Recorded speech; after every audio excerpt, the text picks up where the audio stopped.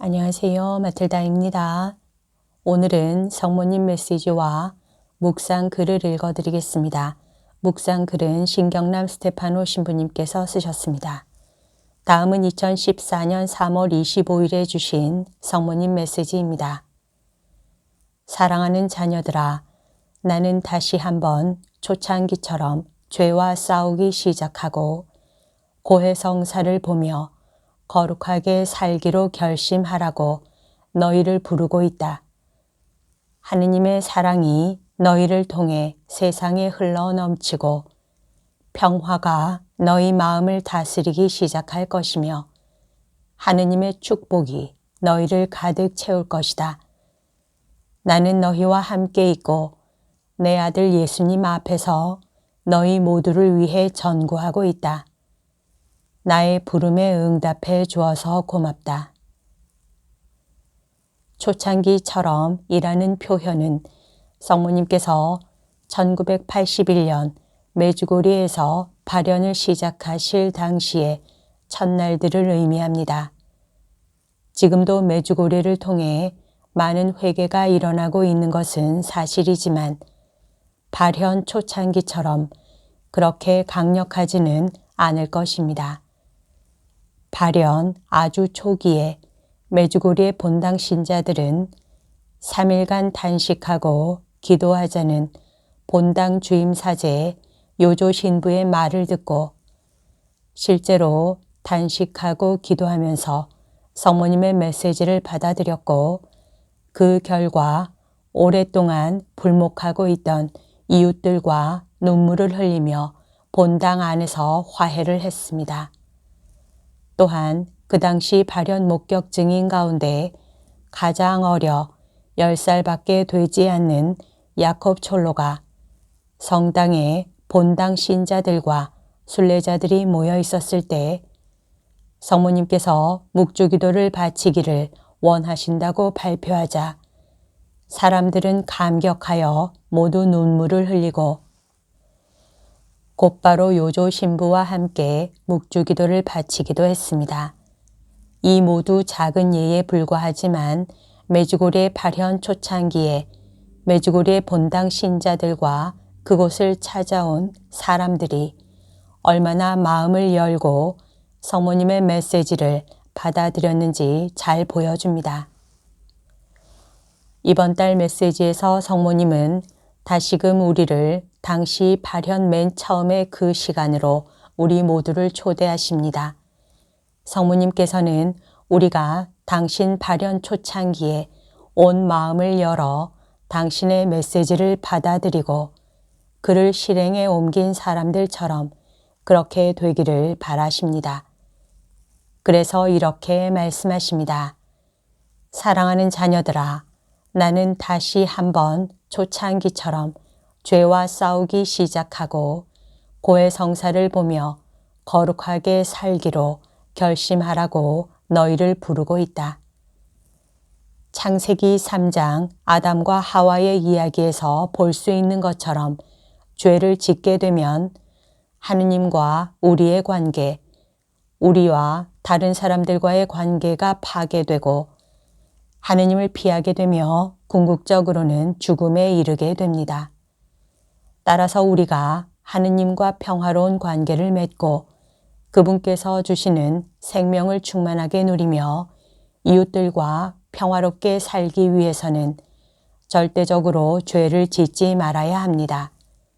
그러나 죄를 짓지 않는다는 것은 절대로 쉬운 일이 아닙니다. 그 뒤에는 사탄이 자리 잡고 있기 때문입니다. 사탄은 우리의 약점을 알고 있고 어떻게 우리를 유혹해야 우리가 죄에 떨어지는지를 잘 알고 있기 때문에 우리는 정신을 바짝 차려야 합니다. 그래서 사도 베드로는 다음과 같이 말씀하셨습니다. 정신을 바짝 차리고 깨어 있으십시오. 여러분의 원수인 악마가 으르렁대는 사자처럼 먹이를 찾아 돌아다닙니다. 굳건한 믿음을 가지고 악마를 대적하십시오. 악마인 사탄과 대적하기 위해서 필요한 것은 우선 우리의 겸손입니다. 우리 자신이 약하기 그지없다는 것을 인정하는 것입니다. 그 다음 필요한 것은 사탄이 우리를 죄로 이끌지 못하도록 우리 마음의 빗장을 잠그는 것입니다. 성모님께서는 비록 사탄이 우리의 상상을 초월하는 초능력을 가지고 있지만 우리가 허락하지 않으면 우리에게 아무런 해도 입히지 못한다고 말씀하셨습니다. 우리 마음과 머릿속에 우리를 죄로 인도하려고 하는 어떤 생각이나 유혹이 떠오르면 바로 그 순간 사탄이 활동한다는 것을 알아차려야 합니다.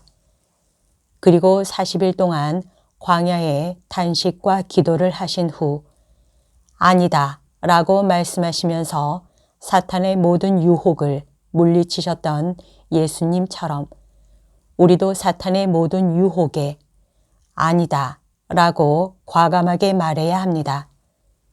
그 위에서 하느님의 힘이 함께하면 불가능한 것이 없다는 것을 믿고 그 믿음으로 기도하는 것입니다. 그 길이 바로 죄와 싸우는 것입니다.